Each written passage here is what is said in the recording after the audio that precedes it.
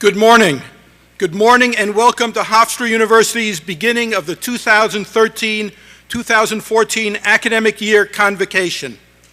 A convocation is an assembly of persons, and this assembly is dedicated to welcoming you, our new undergraduate students, commuter as well as resident, freshmen as well as transfer students. We are very pleased that you have joined the Hofstra community. Our program today begins with the invocation delivered by Reverend Gregory Ranazizi, a member of the university's Board of Chaplains. Will the audience please turn off your cell phones, stand for the invocation, and remain standing for the singing of the national anthem and the first stanza of the Hofstra alma mater, both led by Christina Russo, class of 2015.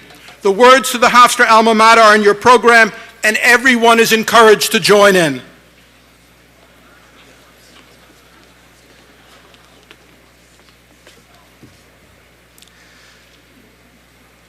Let us join our hearts and bow our heads in a moment of prayer.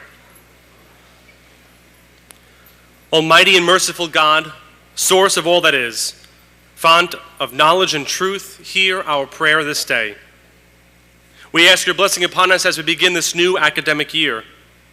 Help us to be good stewards of the many graces we have received to this point.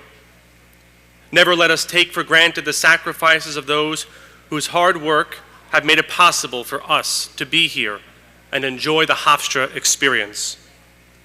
Grant to all students the power to retain information, the discipline to develop it, the love of learning, the desire for truth, and the openness to see the increase of virtue as more important than any grade.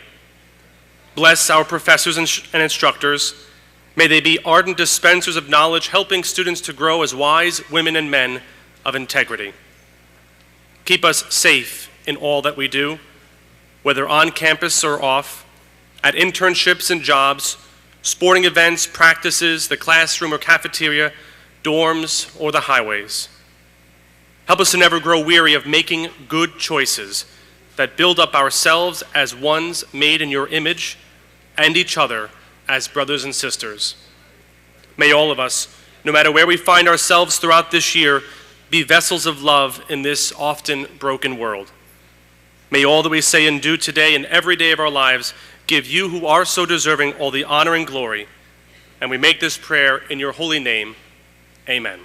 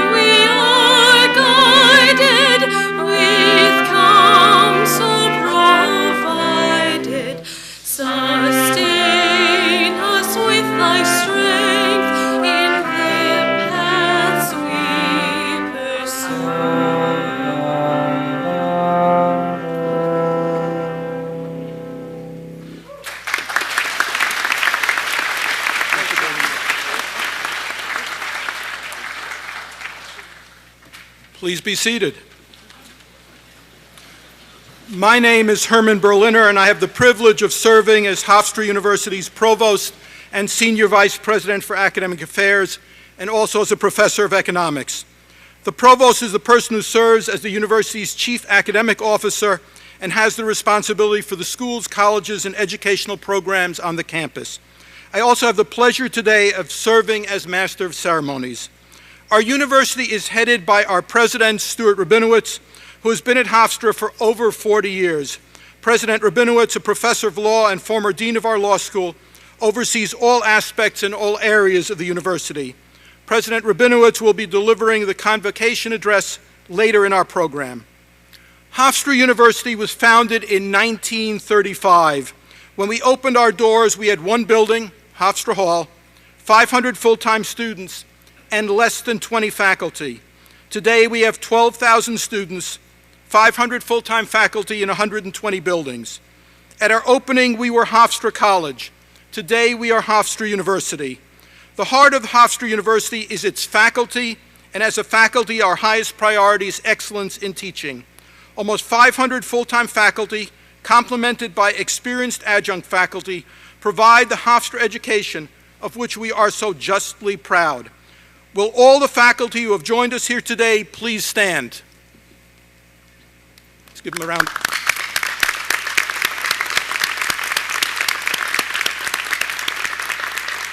Thank you.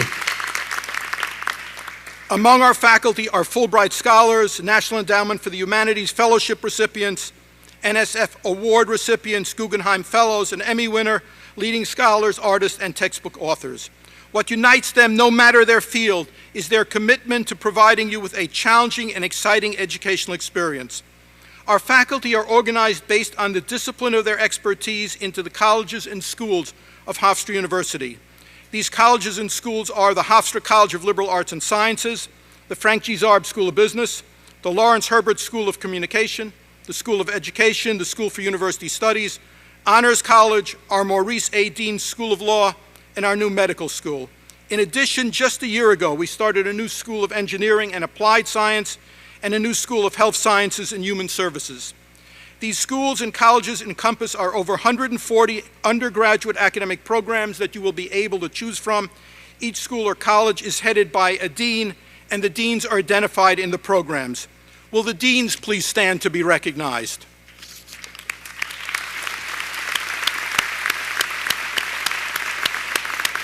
Thank you. There are many other important areas of the university that support, enhance, and complement your classroom experience. Each of these important areas is headed by a vice president, and the vice presidents are also identified in your program. Will the vice presidents please stand to be recognized?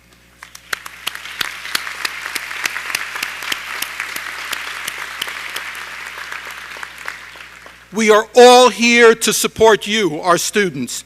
And now to give you an opportunity to hear from a student leader, it's my pleasure to introduce our Student Government Association President, Andrea Stanrowitz, class of 2015. Andrea is now in her junior year at Hofstra and pursuing a Bachelor of Arts degree with a major in English. Andrea.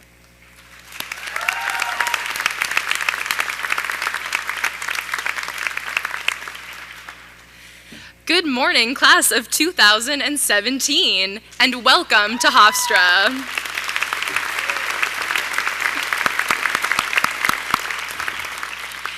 As you all just heard, my name is Andrea Standrovich. I come from a very small town in northeastern Connecticut. While I've been here at Hofstra, I've been able to do some great things. I've held a variety of positions on the Student Government Association, graduated from the Blue Leadership Program, and I was even fortunate enough to help organize and volunteer during last year's presidential debate. This year, I'm a member of the Gold Leadership Cohort, and I'm also excited to be serving as the president of the Student Government Association. But that is more than enough about me. As I stand before all of you this morning, I'm humbled to look out onto the group of people that I suspect will not only change Hofstra, but will change the world. You have all been through orientation and welcome week, and you are now here, finally ready and hopefully very excited to begin your college careers. High school is officially a thing of the past, and you are now a Hofstra student, one of the lucky few who get to call this university their own. And I promise you, that is not something to be taken lightly. You are now a student of an esteemed university. But let me let you in on a secret here. It is not the university that makes its students great, it is the students that make Hofstra great. It is here that thousands of students come each year, everyone with a passion and a vision, just waiting to be discovered. Now, I can't tell you what each person's passion or vision is, and I certainly can't tell you how you should pursue or execute those things. But what I can tell you is that Hofstra will present you with a seemingly unending amount of opportunities. Opportunities that, if you allow, will change your life. Whether you find these opportunities through your academics, through one of our many clubs and organizations, or through any other avenue, I guarantee that you will find them. And as most new opportunities go, you will most likely be terrified by them. But I can tell you from personal experience, the opportunities that scare you the most are often the most rewarding. If you allow yourself to take those chances and explore the unknown, in no time at all, you will have before you lifelong friendships and connections and the tools to make your experience at Hofstra exactly what you want it to be. Right now, I stand before you and I implore you to dive headfirst into the unknown. Join a club, introduce yourself to new people, participate in your classes. While new and exciting things may come to you, do not just sit idly by and wait for them to appear. I challenge you to seek out opportunity, to forge your own path, and to create something that cannot be forgotten. So buckle in and get ready for the ride. Enjoy your time here. Make the most of every minute and try not to take 1 second for granted. This is your campus now, so go out there and grab a hold of it.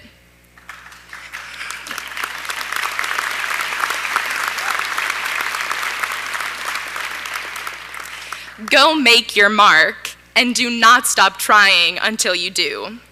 As Barack Obama said, change will not come if we wait for some other person or some other time. We are the ones we have been waiting for. We are the change that we seek. This class will take the world by storm, and I look forward to watching. If you ever need anything, please don't hesitate to come to me. You can usually find me in the student government office. Good luck on your first day of classes, and have a great year.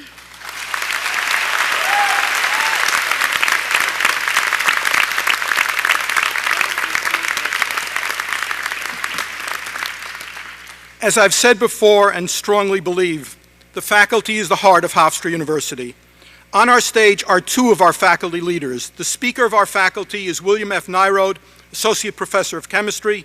He's joined on stage by Stuart L. Bass, Professor of Accounting, Taxation, and Legal Studies in Business, and Chair of our University Senate Executive Committee.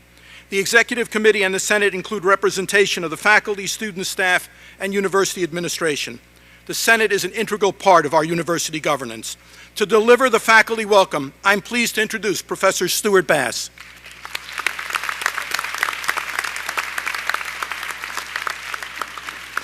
Thank you, Dr. Berliner, President Rabinowitz, Dr. Berliner, fellow faculty members, but most important to the class of 2017. On behalf of the faculty, may I extend to each of you our very warm wishes for every success during the coming 4 of the most exciting and challenging years of your lives.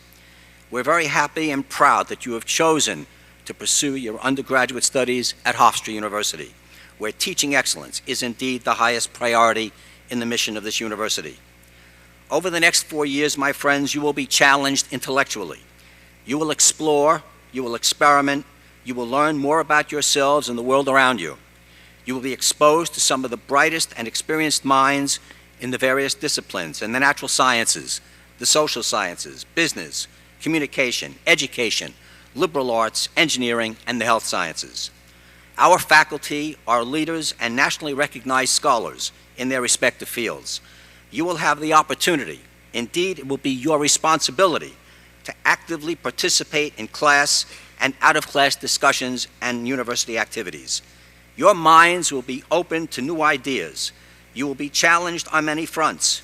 And in the end, trust me when I tell you, you will be prepared to enter a highly competitive global marketplace and workforce. Furthermore, I challenge each of you to engage not only in your academic pursuits, but also get involved in the social and cultural life of this university. There are so many clubs, so many organizations on campus. We are indeed a highly diverse university family, and I urge you to take advantage of all your university family offers. It will give you perspective and balance in your lives, and indeed, you will be making enduring friendships as well. Lastly, let me say that we are living in tumultuous times. The world presently appears to be in chaos, but you, all of you, indeed, can make a difference in this world. I don't think I have to remind you that there will be times you will feel overwhelmed, you will feel frustrated, and even at times, yes, even despondent. Well, that's okay. It happens to all of us, and if it happens, just come and see Professor Bass, and we'll take care of that for you. But seriously, my friends, those are the times that will truly test your steel. And if you feel you're going through hell, said Winston Churchill, just keep going. Past generations, your parents, your grandparents, have persevered and have successfully survived some of the most serious political and economic challenges of their time. But we know that we are a resilient people. In closing, may I remind you of what Harriet Tubman once wrote, "Even great dreams begin with a dreamer. Always remember," she wrote, "you have within you the strength, the patience, and the passion to reach the stars to change this world." My friends, the future is yours. Believe in yourselves, persevere, have faith, and remember that nothing in life is impossible. In fact, the word itself says, "I'm possible." In the final analysis, my friends, you will make strides.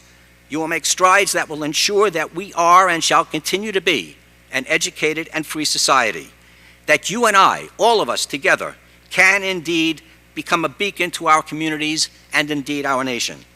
Work hard, play hard, maintain a healthy balance in your lives. To all of you again, on behalf of the faculty, may I extend to you our very warm wishes for your good health, for your every success, and for everything that you wish for yourselves. Godspeed and good luck to each and every one of you. Thank you.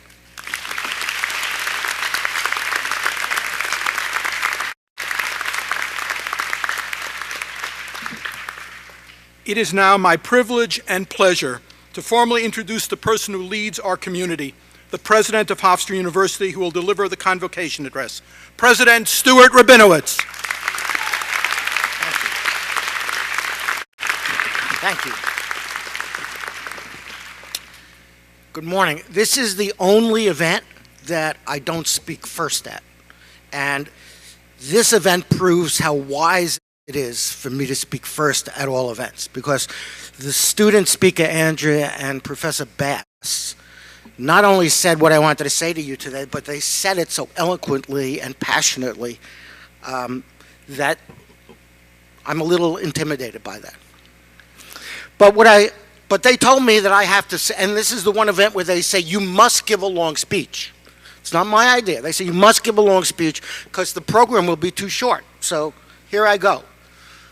So the first thing I want to say is I want to apologize to all of you for your trouble finding seats. I see that they're standing remotely. But let me tell you, from the perspective of the podium, to us, that's thrilling. To see so many bright, talented young people start at Hofstra.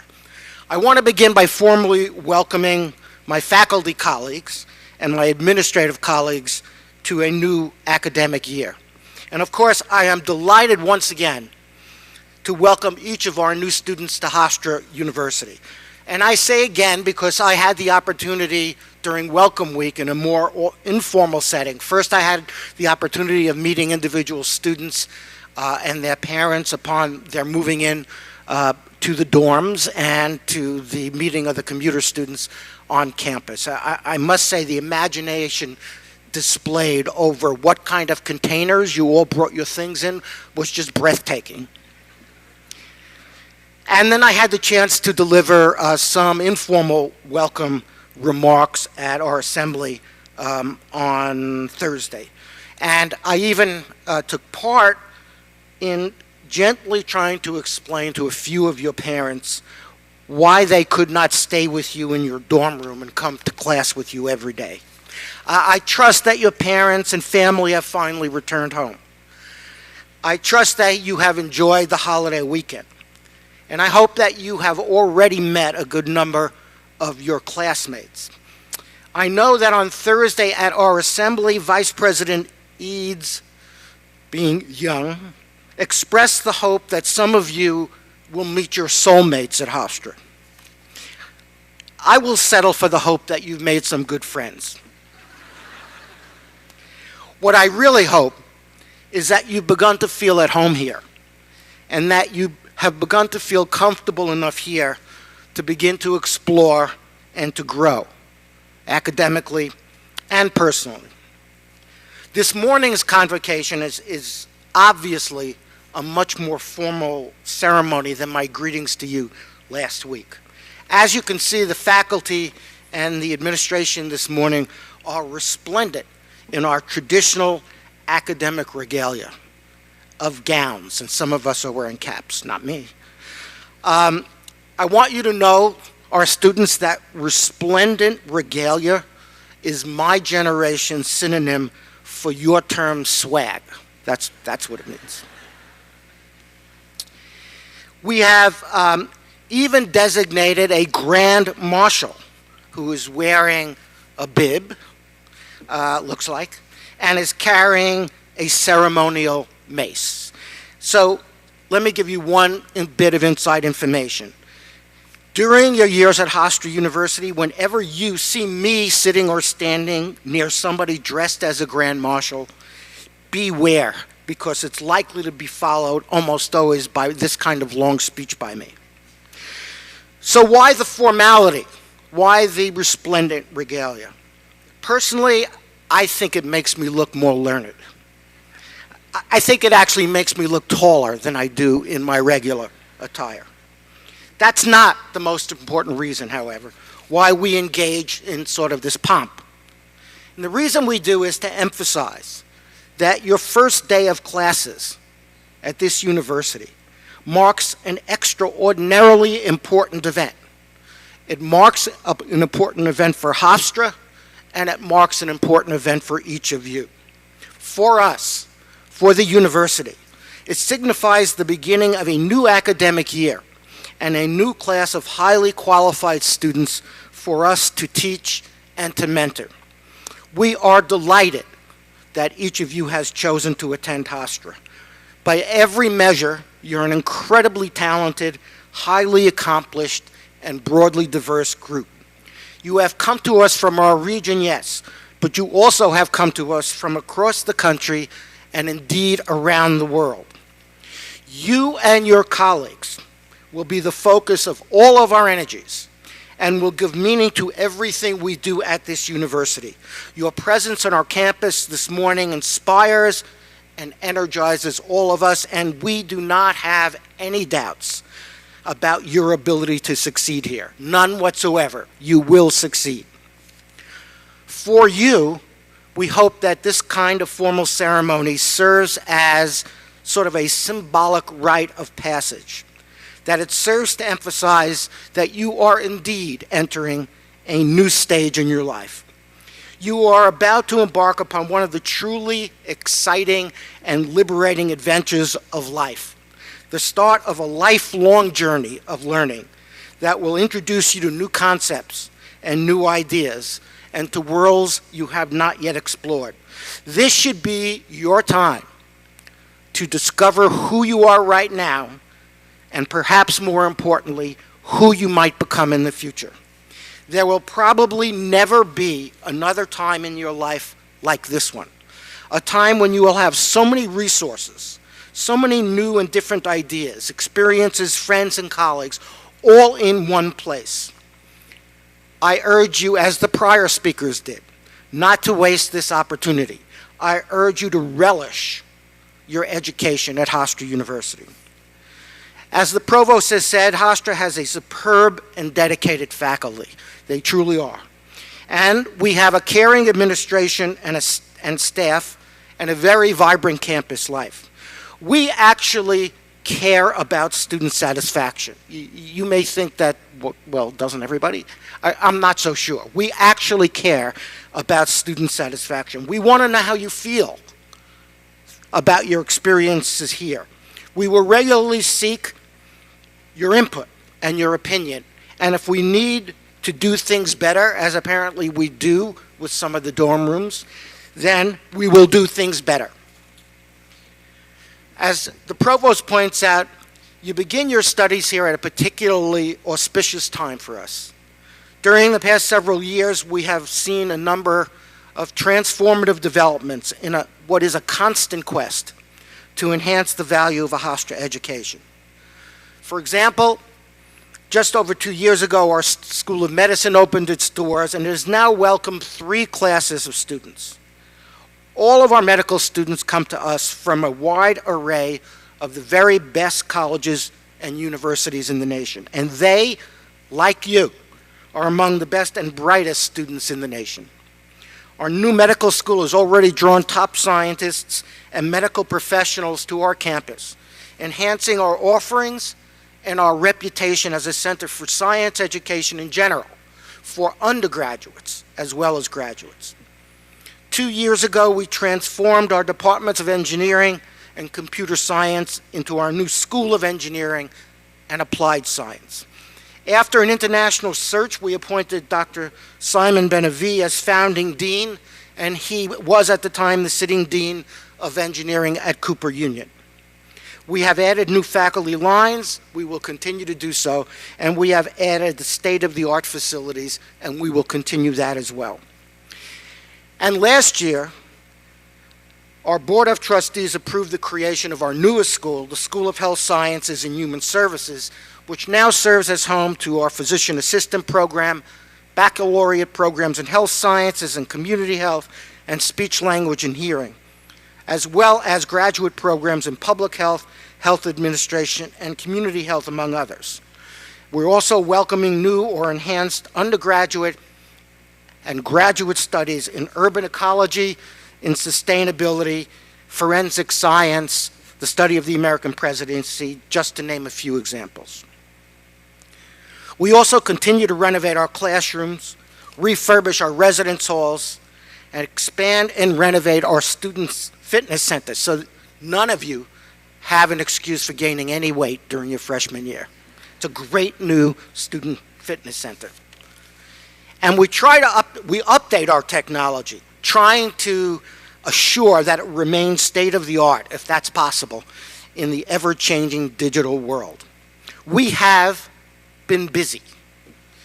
We have been doing all we can do to enhance your experience as a Hofstra student and to increase the depth and breadth of our educational programs. We hope you view today not just as the beginning of your studies here, but rather as the beginning of we hope and expect will be a lifelong connection to Hofstra University and to each other. We are a community. We are bound to each other by our commitment to academic rigor, to spirited, free but civil discourse, to social conscience, to civic engagement, and to the enhancement of diversity of our students, our faculty, our administration, and our staff. We are a community that knows no boundaries of time and place, and it is a community that binds us long after we leave campus. Today, each and every one of our new students have become members of that community. We believe that a sense of belonging and a connection to an institution that has a distinguished past and limitless potential, and feelings of mutual respect and affection for others in our community are essential for you to realize a full college experience. From this day forward, This sounds corny, but it's true. From this day forward, no matter where life, you will always be a part of Hofstra, and Hofstra will always be a part of you. We realize this morning that many of you are feeling apprehensive. Most of you come through our gates knowing few people. Indeed, approximately 1/2 of you are from states other than New York or countries other than the United States. But most importantly, for many of you, this is the first time you will have the ultimate responsibility for making your own decisions, both educational decisions and personal decisions. This is the indispensable freedom of adulthood, and you are adults. But I urge you to exercise this freedom judiciously and with full awareness of the consequences of your choices. We are here to help. Let me say that again. We are here to help. The faculty, the administration, and the staff are here to provide guidance, support, and advice. Please ask us for it. Please ask for our advice. And when we give it, please take it seriously. There are no hidden agendas here. What we want for you is for each of you to succeed and to thrive here.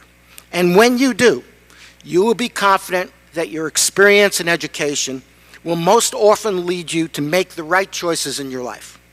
And that when you make the mistakes, which are inevitable, you will survive and learn from them. All right, this morning also gives me one of the few opportunities that I have to offer advice to an entire class of students. The other opportunity is graduation when it's already too late by then.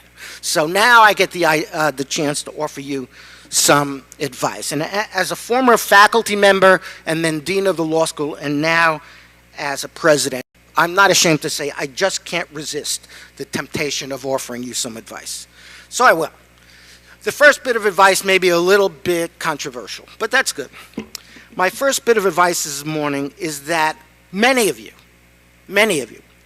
should take some time before you commit to a particular career path or even to a major. I know that there are people who disagree with that statement. Some of them may be your parents. I know there are some people who believe that in these challenging times, the best path is to choose at the outset, as soon as possible, perhaps even, 8th grade, but certainly by the time you start college, to choose at the outset one of the top occupations listed for future growth by the Bureau of Labor Statistics and stick with that choice no matter what comes next. That may be a good idea for the handful of you who are confident about at least 3 things. 1, you know what it's actually like to work in a particular field. 2, you know that your strengths and talents are suited to that kind of occupation. We are not all hardwired the same way. And 3, you know that you will find passion, or at the very least, derive satisfaction from work of that kind. For those who are not confident that they yet have the answers to those issues, I urge you to keep an open mind and to take advantage of the myriad of programmatic choices available to you at this university. Your college experience is the time to explore all of your options. This is the time to enlarge upon those options, not restrict them. In addition, nobody can really predict with certainty what the state of the economy and the job market will be 4 years from now, except in all likelihood, it will be better and different than it is today. So do not be worried if you have not yet decided on a major or a lifetime career path. But no matter what lies ahead for you, no matter what major you choose, no matter what occupation you choose, your Hofstra education will help you succeed, we are confident, in whatever paths you pursue. We are confident in your futures in large part because we are committed to the enduring values of a liberal arts and sciences educational program. Such an education teaches you not just to amass new information. You have computers that do that. but also we want you to think critically, to analyze precisely, to communicate clearly, and to be able to create new approaches.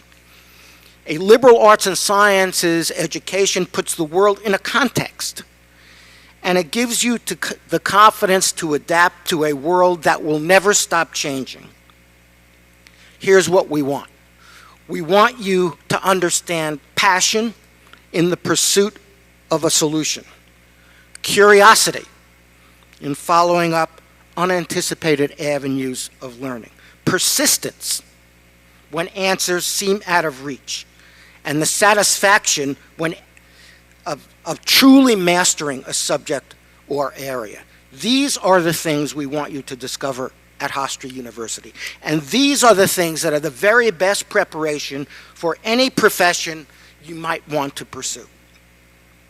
Indeed, we believe that your education should prepare you also to be better friends, spouses, and parents, to be people who will know how to use leisure time, not only for entertainment, but to improve themselves and the world around them, to be caring and compassionate men and women with a deep commitment to justice and tolerance.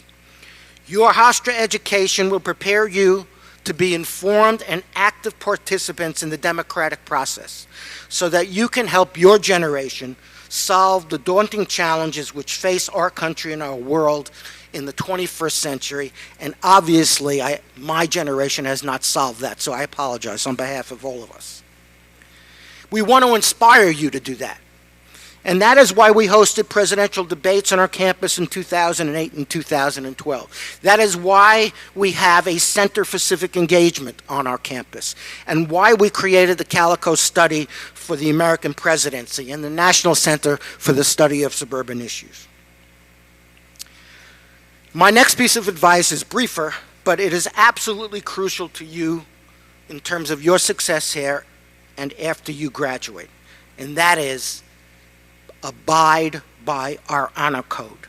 You will find the honor code in today's Convocation program, and hopefully you will add your name later this semester to the list of Hofstra community members who affirm its core values.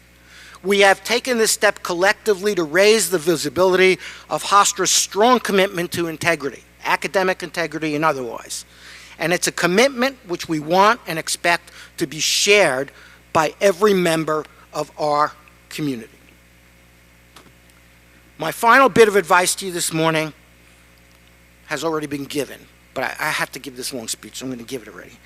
And that is, you have to work hard at your education. If you ask, what is the best assurance that I will have a successful future, my answer is work hard at your education. There will be occasions for fun and relaxation, no question about that. But the investment you make here in sustained commitment and hard work will pay high dividends in your future.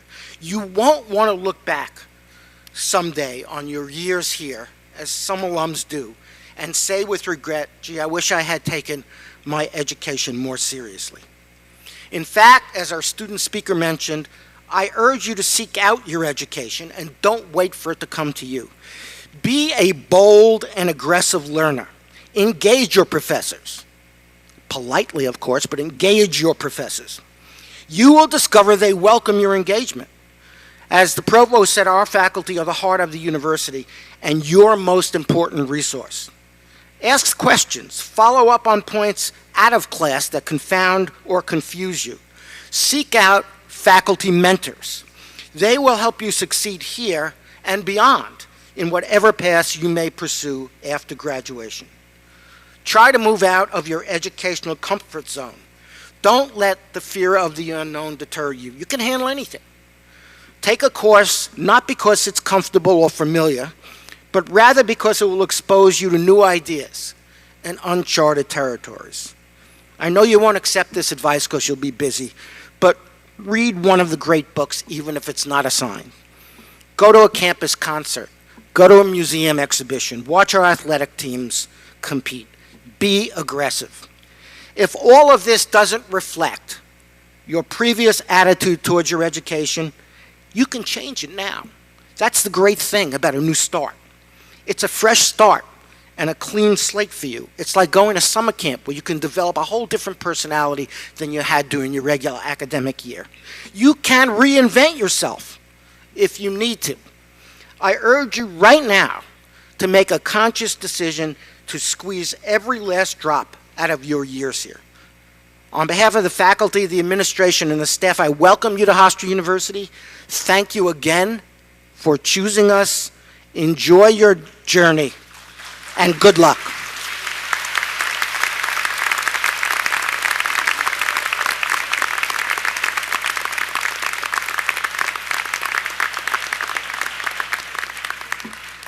Thank you, President Rabinowitz. This concludes our convocation. Please join us in the Roosevelt Quad in front of Roosevelt Hall for a reception in honor of our new undergraduates. Will everyone please stand, and will the audience remain in place until the academic procession has left the Playhouse? We look forward to meeting you at the Roosevelt Quad. Thank you very much.